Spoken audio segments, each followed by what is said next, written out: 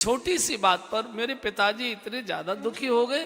थोड़ी देर में माँ तुम सुन लोगी कि राम वन को चला गया।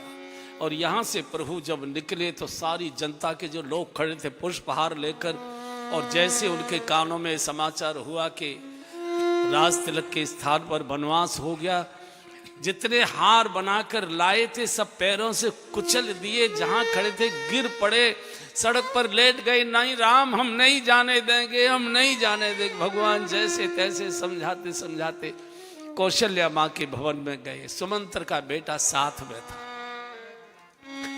कौशल्या जी कैसी भोली भाली सरल सुशील राम महतारी, जिसके गर्भ से राम जैसा बालक जन्मा हो, वो माँ कितनी सीधी सरल होगी। गोस्वामी जी ने लिखा सरल सुशील राम महतारी।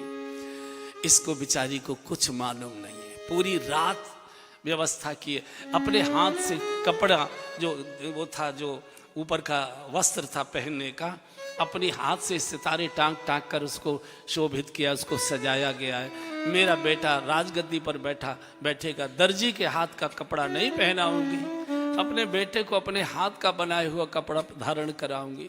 इस भोली मैया को तो कुछ मालूम नहीं क्या हो गया। और जैसे ही माँ के राज भवन में प्रवेश हुए और सेविका ने अंदर जाकर कहा माँ श्री राम आए। बूढ़ी माँ के स्तनों में भाव का दूध आ गया, दौड़ कर आती है और भगवान ने हाथ जोड़कर रघुकुल तिलक जोरी दो रघुकुल तिलक जोरी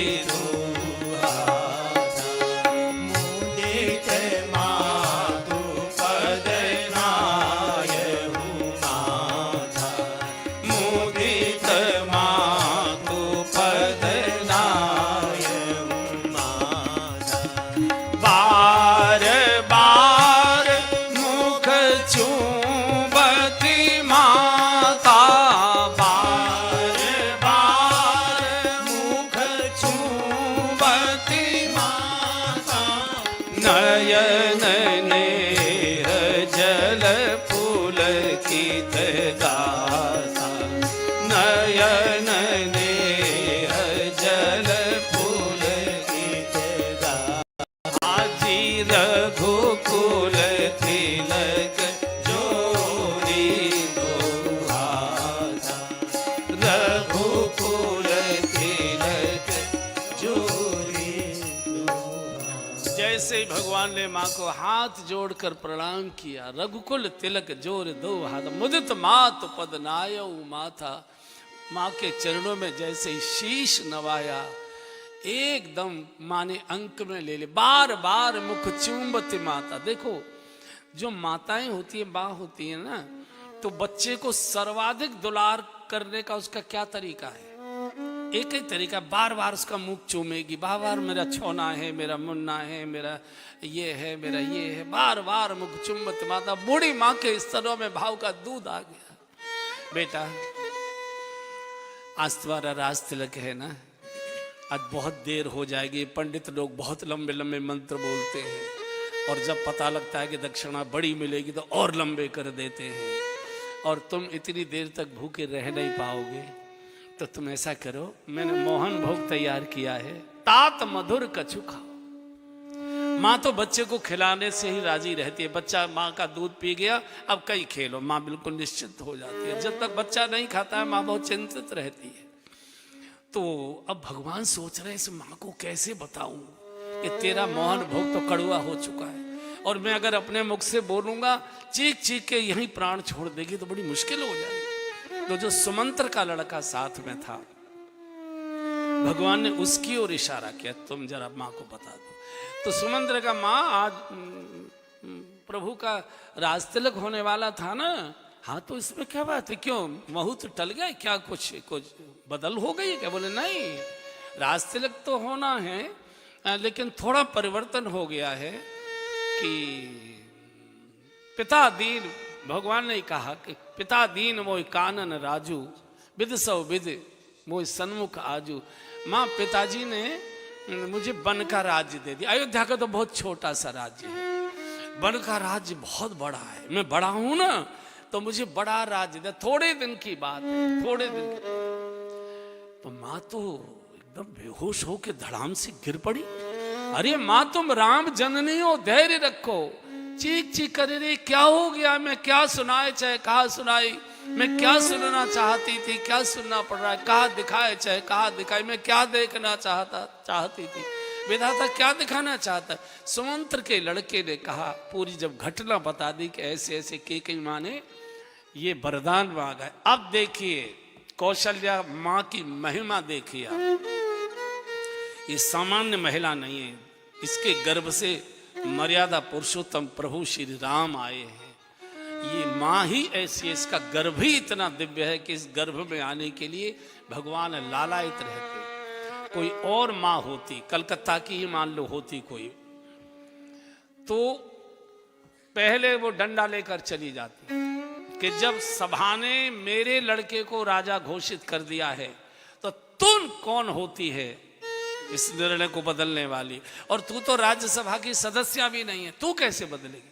और मान लो थोड़ी सी सत्संग में जाते जाते अगर थोड़ी सरल भी हो गई होती तो इतना कहती, देखो आप अपने बेटे को राजा बनाइए, हमको कोई आपत्ति नहीं है, लेकिन पराये बेटे को तुम कौन होती हो वन में भेजने वाली। भाई भेजना अपने बेटे को भेजो, मेरे बेटे ने क्या बिगाड़ा है।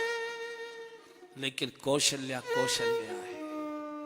कौशल्या सावधान हो गई। डर तो ये लग रहा था भगवान को कि प्राण छोड़ देगी, लेकिन राम जननी है, एकदम सावधान हो गई। कहा राघव सुनो, जो केवल पितवाय सुताता, अगर तेरे पिताजी ने केवल बन जाने की तुझे आज्ञा दी होती तो मैं उसको टाल सकती थी, रोक सकती थी। तो जन जाओ जान बड़ी बात, मैं बड़ी माँ हूं, मेरा अधिकार बच्चे पर बाप से ज्यादा 10 गुना अधिकार। इसलिए जब कोर्ट में बच्चे का केस चलता है तो बालक माँ को दिया जाता है, पिता को नहीं दिया जाता। माँ का अधिकार बच्चे पर ज्यादा हुआ करता है। लेकिन सुनो राघव, कैकेयी मेरी सौत नहीं है। भगवान बोले तो, बोले तेरी माँ है, और जो पितु माँ तू कहे बज जाना, जो पितु माँ तू कहे बज जाना, तो कारण सत अवध समाना,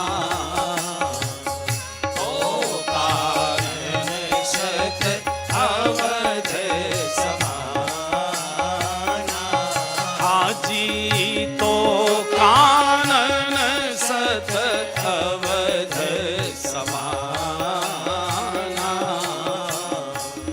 तो कानन सत अवध समाना। कैकेयी मेरी सौत नहीं है, राम तेरी माँ है कैकेयी। और जो माता पिता दोनों ने आज्ञा दी तो जाओ बेटा सुख पूर्वक तुम वन को चले जाओ, वन तुमको सैकड़ों अयोध्या के समान सुखदाई हो। माँ ने सिद्धांत बोल तो दिया, लेकिन माँ तो माँ होती है। पछाड़ खाकर धरती पर एकदम पटकी देकर गिर पड़ी, सिर पीटने लगी।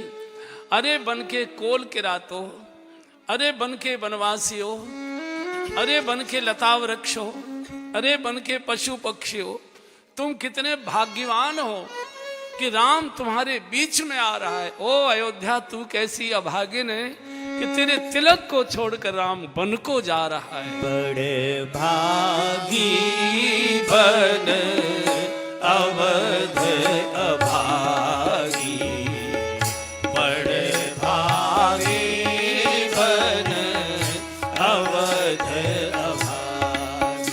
हाँ जो रघुवंश तिलक तुम त्यागी, जो रघुवंश तिलक तुम त्यागी, हाँ जो रघुवंश तिलक तुम त्यागी, जो रघुवंश तिलक तुम त्यागी।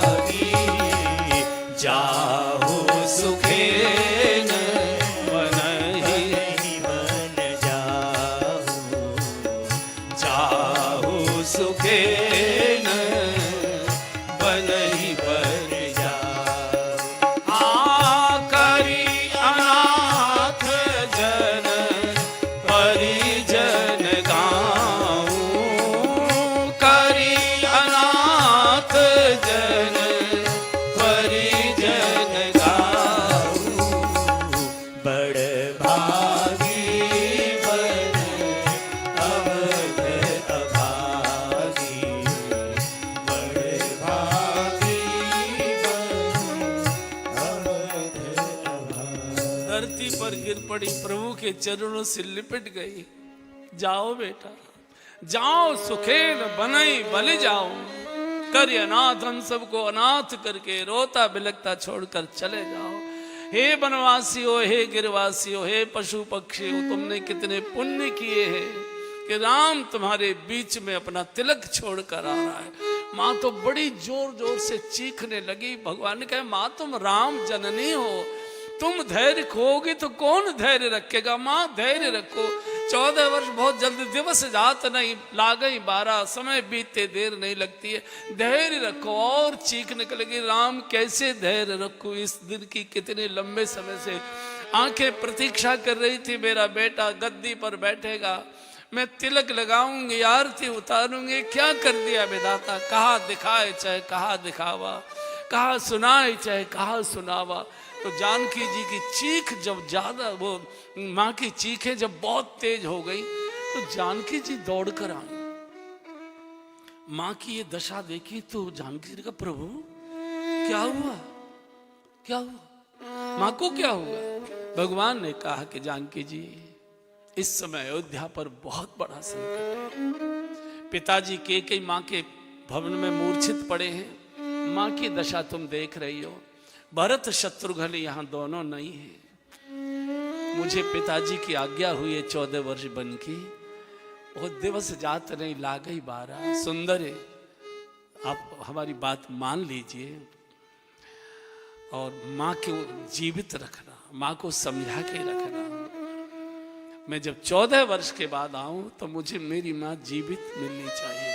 और मैं तुमसे निवेदन कर रहा हूं कि जब जब मातु करहि सोधि मोहि जब जब मातु करहि सोधि मोहि होई प्रेम विकल मति भोरी होई प्रेम विकल मति भोरी तब तब तुम कही कथा पुरानी तब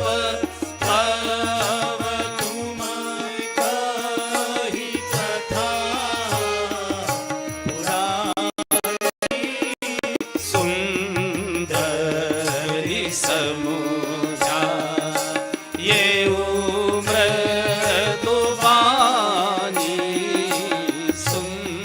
सुंदरी समुझा ये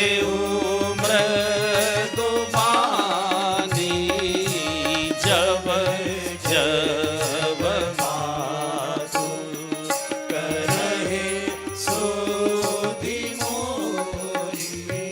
जानकी जी सारी जिम्मेदारी अब तुम्हारे ऊपर है। पिताजी की वहां दशा और तुम माँ को ये देख रहे हो। जब जब मेरी माँ मेरी याद में बिल्कुल विभोर हो जाए, पागल हो जाए, बहुत घबरा जाए, और विशेष कर ये संध्या के समय इसकी तबीयत बिगड़ा करेगी, क्योंकि संध्या के समय जब खेल कर मैं आता था तो ये मेरी माँ आरती उतार कर ही मुझे राजभवन में ले जाती थी।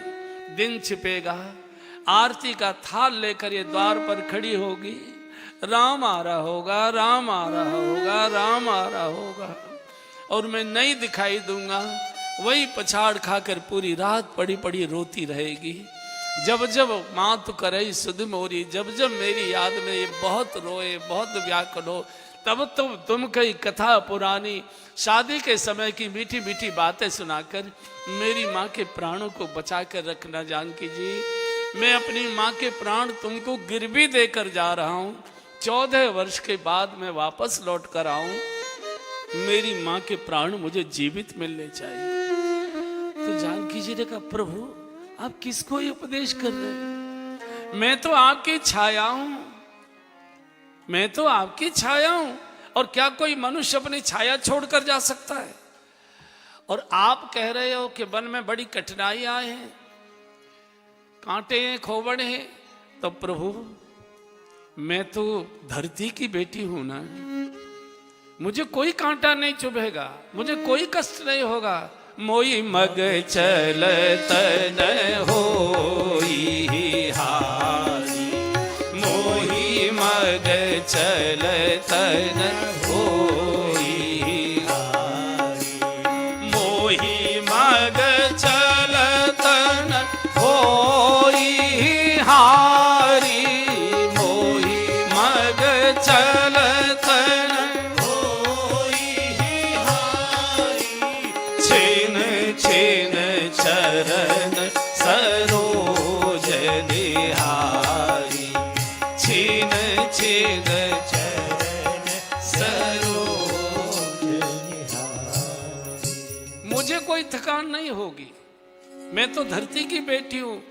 कौशल्या जी का नहीं बेटा, जानकी को छोड़ दो, जानकी को मत। सेन दीन पग अवल कठोरा, पलंग पीठ तज गोद हिडोरा, सीन दीन पग अवल कठोरा। कितनी कोमल कैसे चलेगी? या तो ये पिताजी की गोद में रही है, पिताजी की पीठ पर रही है, माँ की गोद में रही है, हिडोले पर रही है। सीन दीन पग अवल कठोरा। और मैंने तो कभी दीपक बुझाने की भी इससे नहीं की। मैंने तो ये नहीं जा पाएगी, इसको छोड़ दो। तो जानकी जी ने कहा, प्रभु कैसी बात कर, आप जानते हैं मुझे कह रहे, मैं तो धरती की बिटिया हूं, मैं तो अपनी माँ की गोद में खेलूंगी। आप कितने कोमल हैं आपको मालूम है? मैंने पुष्प वाटिका में आपको देख लिया था, जिनको फूल की जरा सी कली तोड़ने में पसीना आ रहा था। वो कितने कोमल होंगे, वो नंगे चरण जा सकते हैं, और मैं धरती की बेटी होकर मैं नहीं जा सकती।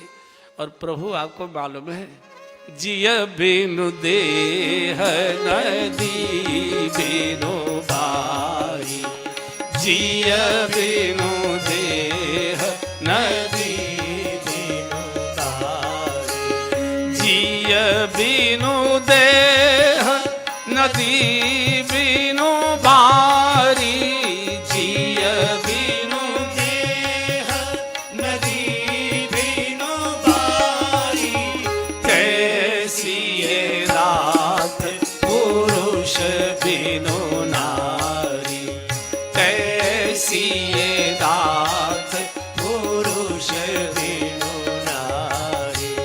नाथ सकल सुख साथ तुम्हारे, नाथ सकल सुख साथ तुम्हारे, शरद विमल विधु बदन निहारे, शरद विमल विधु बदन निहारे। भगवान आप जानते हैं, आप जानकर अनजान मत बनिए। जिय बिनु देह, बिना प्राण के शरीर का कोई अस्तित्व नहीं होता, बिना जल के नदी की कोई शोभा नहीं होती, और बिना पति के नारी का कोई जीवन नहीं होता। जिय बिनु देह नदी बिनु बारी, तैसे नाथ पुरुष बिनु नारी। नाथ सकल सुख साथ तुम्हारे, शरद विमल विधु बदन निहारे। मैं आपको देखती रहूंगी, न मुझे थकान लगेगी, न मुझे भूख लगेगी, न मुझे कोई कष्ट अनुभव होगा। देखिए, पति में तेज बढ़ता है पत्नी के स्पर्श करने से। पत्नी जब प्रेम से पति को स्पर्श करती है तो पति में तेज बढ़ता है, ग्लो बढ़ता है। और पत्नी में तेज बढ़ता है पति को देखने से। पति को देखती है, आंखों के सामने पति रहते हैं, तो नारियों में, स्त्रियों में तेज बढ़ जाया। इसलिए आपने देखा है कि पति के विदा होने के बाद महिला का चेहरा उतर जाता है, तेज भंग हो जाता है। जो तेज होता है वो आंखों से आ जाता है, पति का जो तेज है वो पत्नी में देखने से आ जाता है। और पति की जो थकान है, उसमें जो ऊर्जा है, वो पत्नी जब स्पर्श करती है प्रेम से, स्नेह से, तब उसमें ऊर्जा बढ़ जाया करती है। तो मैं तो छिल छिल चरण सरोज निहार, मैं तो अपने पैरों से चलूंगी नहीं, मैं तो अपनी माँ की गोद में खेलूंगी। जिय बिन देह नदी बिन बारी, तैसे नाथ पुरुष बिन नारी। नाथ साथ सुख सकल तुम्हारे, सारे सुख। पति अगर साथ है, झोंपड़ी भी राजमहल सी लगती है, मार्किन की धोती भी रेशमी साड़ी लगती है, सूखी रोटी भी 56 भोग से ज्यादा स्वादिष्ट लगते हैं। और पति विहीन सब शोक समाजू, पति के न रहने पर 56 भोग भी कड़वे दिखाई देते, श्रृंगार भी भार जैसा दिखाई देता है, भूषण भारू। और प्रभु मैं तो साथ चलूं, हाँ अगर आप नहीं ले जाएंगे, मैं जिद तो नहीं करूंगी, आज्ञा तो पालन मुझे करना है। आप अगर नहीं ले जाएंगे तो आप जैसे ही राजभवन से निकलेंगे, मैं प्राण छोड़ दूंगी अपने। अब भगवान ने सोचा कि जानकी जी प्राण छोड़ देंगे तो लीला का अर्थ क्या? बोले जल्दी करो, अब जल्दी से तैयारी करो। इतने में घटना घटित हो गई। लक्ष्मण जी को जिम्मेदारी दी गई थी, मिलिट्री की जो पुलिस होती है, उसकी जो टुकड़ी होती है, उसको परेड कराने की, गार्ड ऑफ ऑनर की तैयारी करा रहे थे लक्ष्मण जी। तो लक्ष्मण जी ने देखा अचानक बाजे बजना बंद हो गए, जय जयकार होना बंद हो गई। तो किसी से बुला के सेवक से पूछा, ये जय जयकार क्यों बंद हो गई? अरे बोले महाराज आपको मालूम नहीं, अयोध्या का भाग्य फूट गया। क्या हुआ? बोले भगवान का 14 वर्ष का वनवास हो गया है और प्रभु वन को जा रहे हैं। वहीं छोड़कर उस टुकड़ी को, परेड को छोड़कर सीधे रोते रोते रोते, बिलखते बिलखते भगवान के भवन में आ गए। कुछ बोले नहीं, बस आंखों से झरझर झरझर झरझर आंसू गिर रहे हैं।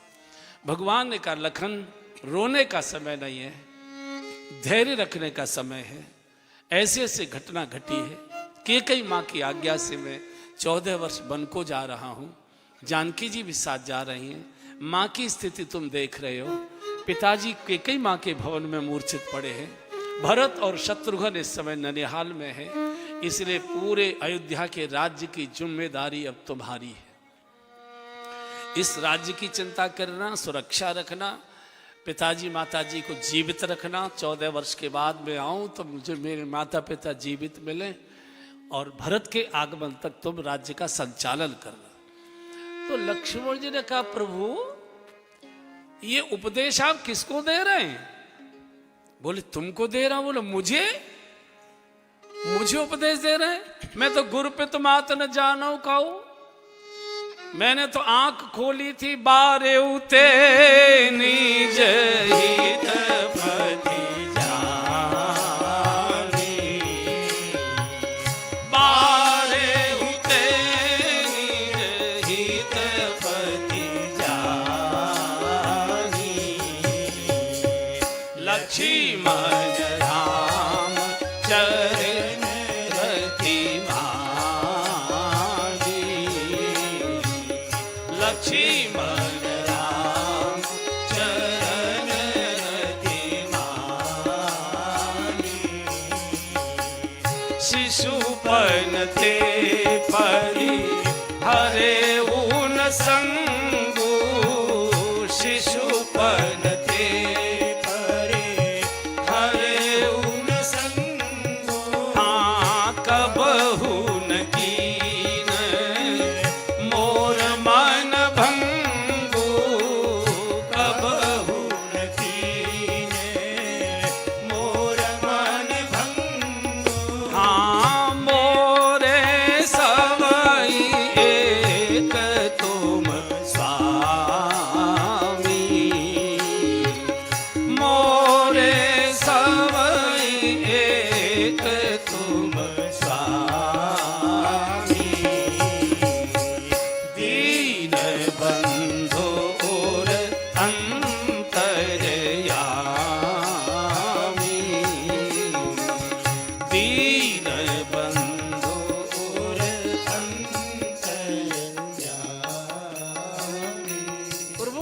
किसी को नहीं जानता पहचानता, गोरो पेतो माँ तो न जानो काओ। मैंने तो आंख खोली थी तो आपके चरणों में बस उन्हीं का दर्शन किया था। आपने सुना होगा कि चारों भाई एक साथ ही जन्मे थे, थोड़ी थोड़ी सेकंडों के अंतर से, लगभग एक ही साथ। तो लक्ष्मण जी ने बहुत दिनों तक आंख नहीं खोली। डॉक्टर दिखाए, वैद्य दिखाए, वशिष्ठ जी के पास लेकर गए, और दूसरे लक्ष्मण जी सुमित्रा माँ का दूध नहीं पीते थे। अब बालक बिना दूध पिए कैसे जीवित रहे, तो बड़ी खलबली मच गई। तो वशिष्ठ जी के पास गए। वशिष्ठ जी विधाता के अवतार हैं, ब्रह्मा जी के मानसिक अवतार हैं। तो सुमित्रा लेकर गई, वो बालक न तो आँख खोलता है और न दूध पीता है, जिंदा कैसे रहेगा। तो वशिष्ठ जी ने ध्यान से देखा तो समझ में, ओहो ये तो शेषनाग का अवतार है, ये तो बिना राम के एक क्षण भी रहेगा नहीं। बोले कहाँ सुलाती हो? बोले अपने पास सुलाती। बोले नहीं, राम के चरणों में से सुलाओ, और राम के चरण का दाहिना अंगूठा इसके मुंह में दे दो, तो ये अंगूठा पी पी के जीवित रह लेगा। बच्चों को अंगूठा पीने की आदत वहीं से आई है। छोटे बच्चे जो अंगूठा पीते हैं, इनके सबके दादाजी लक्ष्मण जी हैं, वहां से सीखे। कभी कभी बच्चा है, राम जी करवट लेते थे तो अंगूठा निकल जाता था मुंह में से, तो तूफान बचा देते थे, रोते रोते माँ भागती थी, फिर उनको करवट बदलवा के फिर अंगूठा मुंह में दे देते। बोले मैं तो जानता इन शिशुपन ते परिहरे उन संगु, कबोन कीन मोर मन भंगु, गुरपित मात न जानो काऊ। मैं किसी को नहीं जानता, आप नहीं ले जाओगे, नहीं ले जाओ, कोई बात नहीं, आप जाना, सरयू पार करना। आप सरयू पार करोगे, मैं सरयू में जल समाधि ले लूं। भगवान का जो आ रहा वही मरने की बात बोलते आ रहा है, किसको समझाएं, कैसे कर। बोला अच्छा ऐसा करो, माँ से विदा लेकर आओ। मांगो विदा माँ तू सन जाई, मांगो विदा माँ तू सन जाई, मांगो विदा माँ तू सन जाई, मांगो विदा माँ तू सन जाई, आवहु भीग चढ़हु बन भाई, आवहु भीग चढ़हु बन भाई। अच्छा जाओ, जल्दी से आना, माँ से आज्ञा लेकर आओ। आप चले तो नहीं जाओगे? बोले नहीं, हम खड़े प्रतीक्षा करेंगे। ये सीधे सुमित्रा के भवन पर गए। सुमित्रा बेचारी भोली भाली, एक तरफ उसका फ्लैट था, एक तरफ भवन का हिस्सा एक तरफ था उसका। कुछ कोई इसको तो बेचारी को सवेरे से किसी ने कुछ जाके बताया ही नहीं। और जाए जनन पगनाय उमा था, जाकर सुमित्रा के चरणों में जैसे शीश रखा है लक्ष्मण जी ने, लेकिन मन रघुनंदन जान की साथा, मन भगवान के चरणों में लगा हुआ है और तन माँ के चरणों में जाकर पहुंच गया, शीश रख दिया, प्रणाम किया। तो माँ ने कहा लखन अभी बाजे बज रहे थे, जय जयकार हो रही थी, सब बंद हो गया, क्या बात है, मुहूर्त टल गया है क्या? अरे माँ तू बहुत भोली भाली, तुझे कुछ मामला भी मालूम भी है, बावली सी है तू, क्या हुआ? वो अयोध्या का भाग्य फूट गया। अरे बता तो सही क्या हुआ? बोले भगवान का 14 वर्ष का वनवास हो गया, भगवान जानकी जी के साथ वन को जा रहे हैं और मैं भी, बस इतना ही बोले। तू भी? हाँ। तो फिर यहां क्यों आया है? यहां क्यों आया? सीधा जाता। तो लक्ष्मण जी ने कहा कि प्रभु ने कहा है कि मां से आज्ञा लेकर आओ, मांगो विदा मात सन जाए, मां से आज्ञा लेकर मुझे आज्ञा दो, तुम मेरी मां हो। एकदम सुमित्रा खड़ी हो गई, आंख निकाल कर बोली लखान खबरदार, आज मां कहा तो कहा, आगे मुझे कभी मां नहीं कहना, मैं तेरी मां नहीं हूं। लक्ष्मण जी बोले मां अगर तुम मेरी मां नहीं हो तो मेरी मां कौन है? सुमित्रा जी ने कहा बेटा मैं तो धरोहर की मां थी, मैं तो केवल 9 मास गर्भ धारण करने के लिए तेरी मां बनी थी, मैं तेरी मां नहीं हूं। देह वाली मां से संबंध मत जोड़ना ज्यादा, देह वाली मां कितने दिन तेरा साथ देगी? 60 साल, 70 साल, 80 साल, 90 साल, 100 साल, एक दिन तो देह वाली बात तुझे छोड़कर चली ही जाएगी।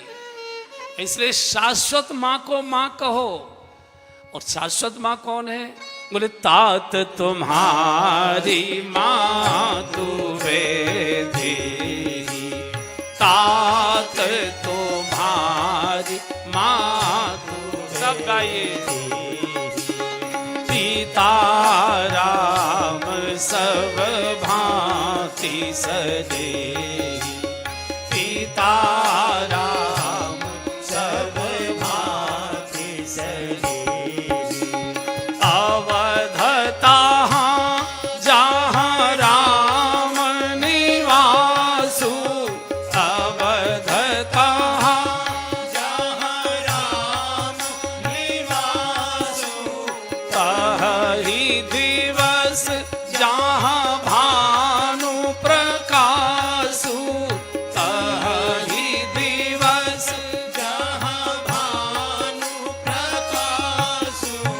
जो पेशीय राम बन जाई, जो पेशीय राम बन जाई। आजी अवध तुम्हार काज कछु नाही, अवध तुम्हार।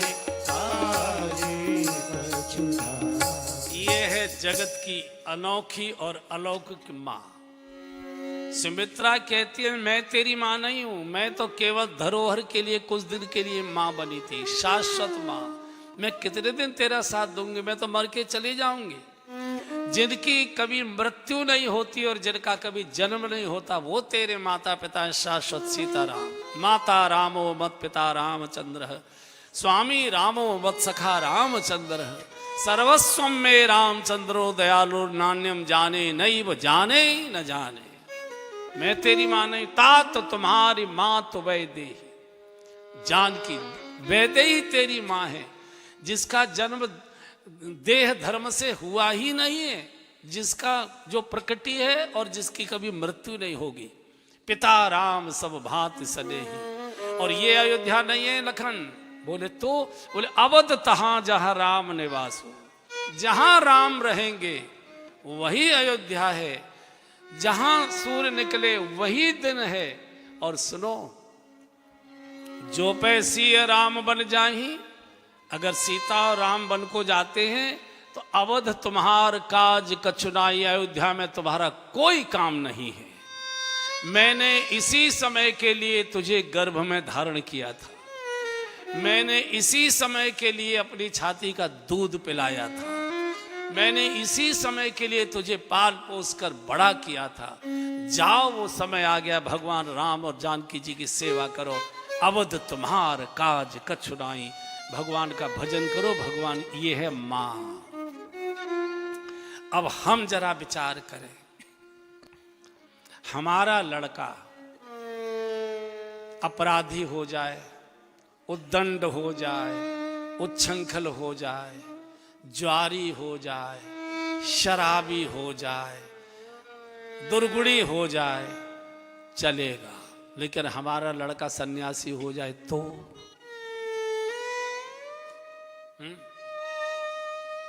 हमारा लड़का साधु हो जाए तो सारे रिश्तेदार इकट्ठे कर ले, जाए समझाओ, जाए समझाओ। हम कौन मना कर रहे हैं? हम कोई मना करे? खूब पियो, खूब खाओ, खूब उद्दंडता करो, बोतल हमारी खोपड़ी पर फोड़ो, रहो लल्ला घर में ही रहो, घर में। शिवाजी राणा तो पैदा हो, लेकिन मेरे घर में नहीं, पड़ोसी के घर में। मेरो लल्लू तो नोटे कमावे, देश बचेगा। अरे जिनके इतिहास आप पढ़ रहे हैं, जिनके दर्शन करने जगह जगह जाते हैं, जिनके नाम पर तीर्थ बने हैं, उन माताओं ने अपने बच्चों को तिलक लगाकर विदा किया है। जाओ फांसी का फंदा चूमो, जाओ गर्दन कटाओ, जाओ दीवालों में चुनो, जाओ अग्नि में भस्म हो जाओ, राष्ट्र की रक्षा करो, गौ की रक्षा करो, धर्म की रक्षा करो। ऐसे नहीं हो गया। गुरु गोविंद सिंह के 2 जवान किशोर बच्चे 13-13, 14-14 साल के जिंदा दीवालों में चलवा दिए गए। कल्पना करो, जिंदा दीवालों में चलवाए गए। जिस समय पकड़े गए थे सरहिंद के किले में, उस समय उनकी दादी साथ में थी, गुजरी बाई। दादी को पोते ज्यादा प्यारे होते, माँ को बेटा इतना प्यारा नहीं होता जितना दादी को पौत्र प्यारा होता है। तीनों पकड़े गए। बहुत कहा नवाब ने, सरहिंद के नवाब ने बहुत कहा, बालकों अभी खेलने कूदने को मरे, बेकार की बातें छोड़ो, इस्लाम ग्रहण कर लो। बोले हम सिंह के सपूत हैं, हम गर्दन कटा सकते, धर्म नहीं छोड़ सकते, तुमको जो करना है करो। आदेश हो गया, जिंदा दीवालों में चलवाओ। दादी साथ है। आप कल्पना करो, क्या महिला होगी वो, क्या देवी होगी जिसके गर्भ में गुरु गोविंद सिंह जैसा महापुरुष है। वो सामान्य महिला नहीं थी। दीवार चिनी जाने लगी। दीवार आज भी वो दीवार खड़ी है। कभी भी जब चंडीगढ़ की ओर आप जाएंगे, ये जालंधर की ओर जब जाएंगे, तो ये जो अंबाला सिटी है वहाँ से निकलेंगे, मुश्किल 15-20 किलोमीटर आगे चलकर वो सरहिंद का किला है, वहाँ वो गुरुद्वारा बना है आजकल उसकी जगह पर। वो ककैया ईंटों की दीवार 350-400 साल पुरानी वैसी की वैसी खड़ी हुई है, जिसमें गुरु गोविंद सिंह के 2 बच्चे 13-14 साल के जिंदे दीवालों में आज भी कंकाल के रूप में उपस्थित हैं। उसमें आप जाएंगे, आप कभी मौत में भी न रोए होगे। वहाँ बिना आंखों से आंसू रुक ही नहीं पाओगे, फपकी आती है उसको दृश्य को देखकर। बच्चे चिने जा रहे हैं। छोटा छोटा था, बड़ा थोड़ा ऊंचा था। तो जब दीवार पहले छोटे के नाक के पास आई तो बड़ा भाई रो पड़ा। बड़ा भाई के आंसू आ गए। तो छोटे ने देखा भैया रो रहा है, और दादी को सामने बिठाया गया था। दादी के सामने जिंदा चिने गए थे। आप कल्पना करो, अगर अकेले में चिन दिए होते तो समझ में आता। दादी सामने बैठी है। दादी को पोता बहुत प्रिय होता है। सिंह की सब माँ है ये, गुरु गोविंद सिंह की माँ थी। बैठी रही, घबराओ मत। तो जब बड़े के आंसू आए तो छोटा बोला भैया जब रोना था तो ये नाटक क्यों किया था, पहले ही माफी मांग लेते। कलंक लगा हो कि पिताजी को? बोले नहीं, मैं इसलिए नहीं रो रहा हूं कि मेरी जान जा रही है, इसलिए भी नहीं रो रहा हूं कि हमको जिंदा दीवालों में चिनवाया जा रहा है। मैं इसलिए रो रहा हूं, तुझसे पहले मेरा जन्म हुआ है, माँ की गोद में तुझसे पहले मैं आया हूं, माँ का दूध तुझसे पहले मैंने पिया है, माँ की गोद में भारत भूमि में पहले मैं खेला हूं, और मेरे रहते तू पहले बलिदान हो रहा है देश के लिए। न जला दो दीवार रोको, पहले मेरी दीवार चलो, बाद में इसकी चलो। ये बलिदान की होड़, वीर हकीकत शादी के बाद आए। अभी तो हाथ से मेहंदी भी नहीं छुड़ी थी, वो जो शादी का दुपट्टा ओढ़ा होता है वो भी गले से नहीं उतरा था, और उसी दिन कत्ल कर दिया गया। तो धर्म और देश और संस्कृति, आज जो हम राम कथाएं गा रहे हैं, राम कथाएं सुन रहे हैं, मंदिरों में घंटे बजा रहे हैं, पूजा पाठ कर रहे हैं, रामलीलाएं करा रहे हैं, रास लीलाएं करा रहे हैं, ये बातों से नहीं हुई है, बड़ा बड़ा बलिदान हुआ है। जिंदा दीवालों में चले, आरे से चीरे गए। गुरु तेग बहादुर को आरे से चीर दिया गया था। कल्पना करो, एक कांटा लगता है तो चीख निकल जाती है, आरा चलाया गया। क्या स्थिति। बंदा बैरागी को गरम तवे पर बिठाकर लिटाकर मारा गया। अब जरा सी अगर तवा छूल जाता तो चीख निकल जाती है। लाल तवे पर लिटा दिया गया उसको, तब ये धर्म और संस्कृति बची। ये सुमित्रा है, वो कहती है कि अगर सीता राम दोनों अगर बन को जाते, जो पे सी राम बन जाही, अवध तुम्हार काज कछु नाई। मैंने इसी समय के लिए तुमको दूध पिलाया था, गोद में खिलाया था, तिलक किया, जाओ। यहां से आए हैं, शास्त्र में नहीं लिखा, लेकिन हमने संतों के मुख से सुना है। उर्मिला जी को भी मिलकर आए हैं लक्ष्मण जी। उर्मिला जी का जो आवास था वो सुमित्रा जी के बिल्कुल बगल में था। अभी सुमित्रा को कुछ पता है कि नहीं मालूम, लक्ष्मण जी को कुछ मालूम नहीं। तो लक्ष्मण जी जब सुमित्रा जी के भवन से निकल रहे थे तो सोच रहे थे कि अगर मैं उर्मिला जी को बिना मिले बिना बताए चला गया तो रो रो कर प्राण छोड़ देगी, 14 वर्ष के बाद लौट कर आऊंगा, जीवित नहीं मिलेगी। इधर उर्मिला जी को उसकी सखी के द्वारा, सेविका के द्वारा समाचार हो गया था कि देवी राज तिलक नहीं है, वनवास हो गया है। प्रभु जानकी जी और आपके पतिदेव आर्यपुत्र लक्ष्मण जी भी वन को जा रहे हैं, ऐसा मैं सुनकर आई हूँ। उर्मिला गदगद हो गई, नाचने लगी और सोच मेरे सुहाग का इतना बड़ा सौभाग्य कि मेरा सुहाग भगवान के चरणों की सेवा में। बहुत गदगद, बहुत नाचने लगी और मन मन में सोचने लगी आएंगे तो जरूर, बिना मिले तो नहीं जाएंगे, आएंगे, तिलक लगाऊंगी, आरती उतार कर विदाई दूंगी, शुभकामनाएं दूंगी, पिताजी को पत्र भेजूंगी, पिताजी हमारा सुहाग धन्य धन्य हो गया, मेरे सुहाग को भगवान के चरणों की सेवा मिली है। उर्मिला जी गदगद हो रही है और लक्ष्मण जी घबरा रहे हैं कि मैं गया और उर्मिला ने रोना शुरू कर दिया। कितना भी ताकतवर, कितना भी क्रूर कठोर पुरुष हो, स्त्री के आंसुओं को ठोकर नहीं मार सकता। स्त्री के आंसुओं में वज्र को पिघलाने की ताकत हुआ करती है। एक घबराए घबराए आ गए, धीरे से कुंडी खटखटाई, भवन का जो द्वार था, फाटक था, धीरे से द्वार आज सेविका ने नहीं खोला, सीधे उर्मिला जी ने खोला।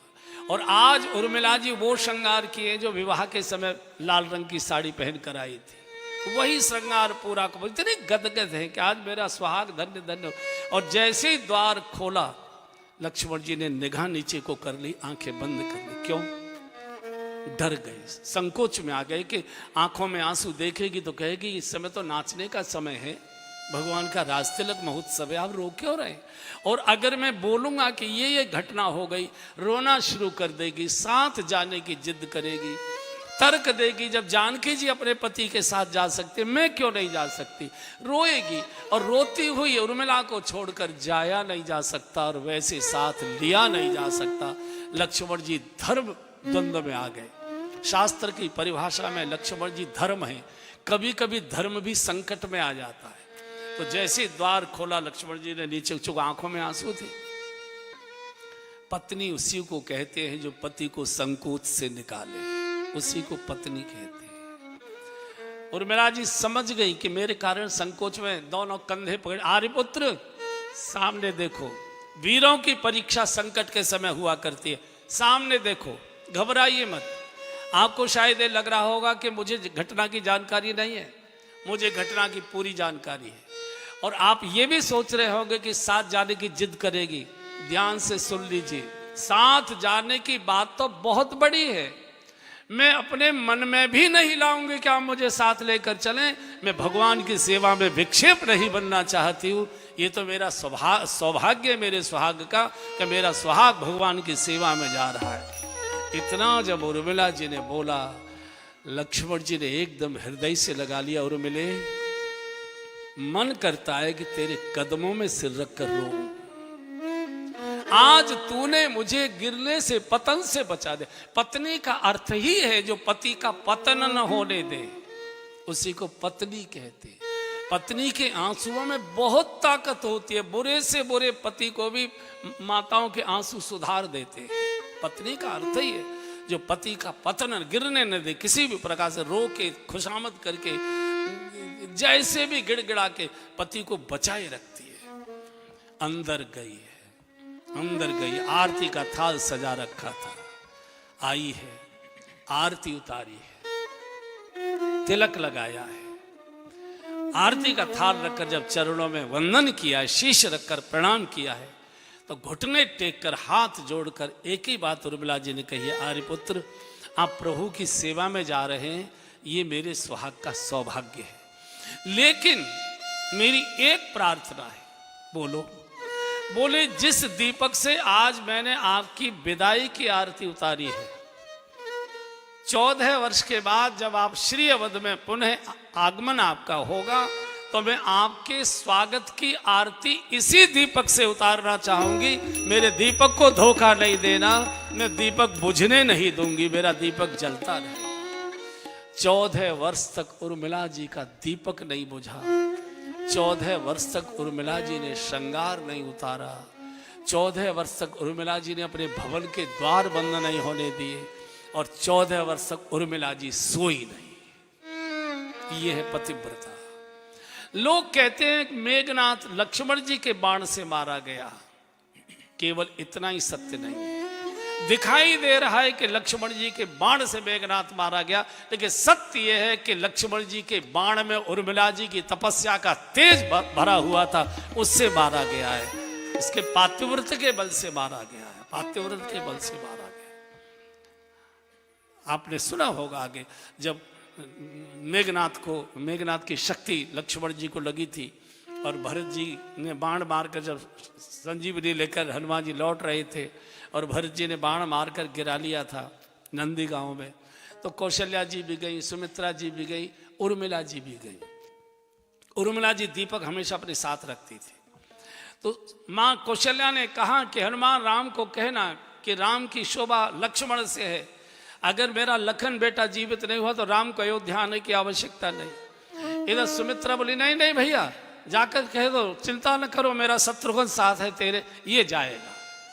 हनुमान जी घायल पड़े, लेटे लेटे सोच रहे कैसा परिवार है, एक बेटा काल के मुंह में दूसरे को मरने भेजे। तो लेटे लेटे हनुमान जी ने देखा कि उर्मिला बातें सुन रही थी, हल्के हल्के मंद मंद मुस्कुरा रही थी। तो लेटे लेटे हनुमान जी ने कहा उर्मिला जी से, माँ आपके पतिदेव के प्राण संकट में हैं, आपको कोई मैं चिंतित नहीं देख रहा हूँ, आपके चेहरे पर मुस्कान है। बोले मेरे पति के प्राण कभी संकट में नहीं आ सकते। बोले मैं कह रहा हूँ। बोले तुम क्या कह रहे हो तुम जानो, लेकिन मैं कह रही हूँ मेरे पति के प्राण कभी संकट में नहीं आ सकते। बोले क्या प्रमाण है आपके पास? उर्मिला जी बोली 2 प्रमाण है मेरे पास। पहला प्रमाण ये है, जो भगवान की सेवा में रहता है उसके प्राणों पर कभी संकट आता ही नहीं है, वो हमेशा अमर रहता है। और दूसरे मेरा दीपक इस बात का संकेत है, अगर मेरे पति के प्राणों पर संकट होता, मेरा दीपक बुझ गया होता, दीपक जल रहा है, इसका अर्थ है मेरे पति के प्राणों पर कोई एक एक पात्र, ये परिवार का कैसा दिव्य आप कल्पना करो, कैसा दिव्य। तो सुमित्रा माँ ने कहा कि जो पैसी राम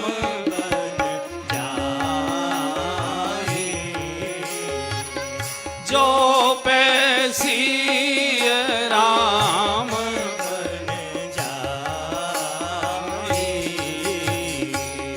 अवध